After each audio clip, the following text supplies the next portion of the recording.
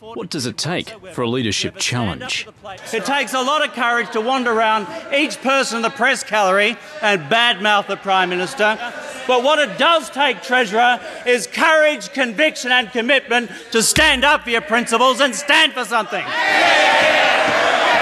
Identified and rectified. 1971, and after being in government for more than 2 decades, the Liberal Party, led by Prime Minister John Gorton, is contemplating an electoral wipeout against the popular opposition leader Gough Whitlam.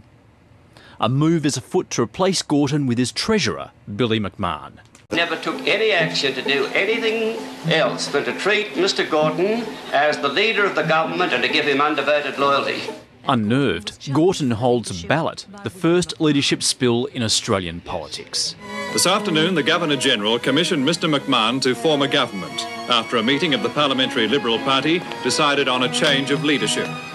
John Gorton insists on staying on in Cabinet, but after just 3 months, McMahon sacks his predecessor for disloyalty.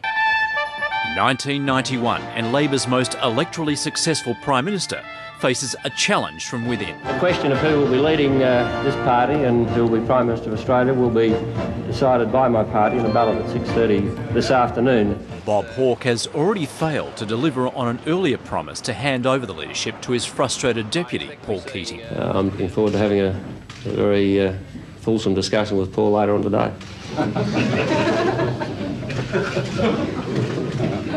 I hope he's looking forward to it as much as I am.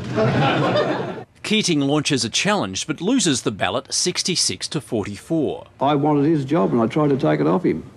It's as simple as that. The fact is I had only one shot in the locker and I fired it. He moves to the back bench where, despite the pretense, he continues his quest to seize the leadership. Look, let me make this quite plain. I've said in the past and I'll repeat it again. I will not be challenging the Prime Minister. On the last day of the 1991 parliamentary year, Keating calls for a spill, which he wins narrowly. It's a great honour to be elected leader of the Labor Party. It's a very humbling experience, and I feel the poignancy of the moment. In between, there have been many challenges within the opposition. I believe that a drover's dog could lead the Labor Party to victory.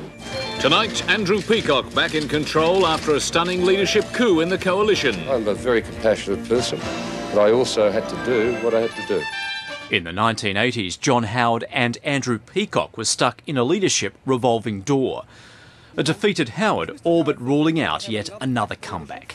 Oh, that's Lazarus with a triple bypass. And more recently, the Liberals have again adopted the revolving door policy, with Tony Abbott tipping out Malcolm Turnbull by just 1 vote. With that, the 14-month-long Turnbull experiment ended. And then there's what might have been. There is absolutely rock-solid support from the party room for the Prime Minister and for the Treasurer. Isolated again, Peter Costello's lost another opportunity at a time when his leader was at his most vulnerable. It's the team that counts, and the team is led by John Howard and me. Former Treasurer Peter Costello has copped plenty of criticism for failing to have a tilt at John Howard before the coalition was thrown out of office in 2007. It takes courage and conviction to actually summon forth the courage and conviction to put your hand up and to challenge this man for the leadership of the Liberal Party. Courage and conviction which you have lacked all year. Courage and conviction with a large helping of ambition, betrayal and revenge.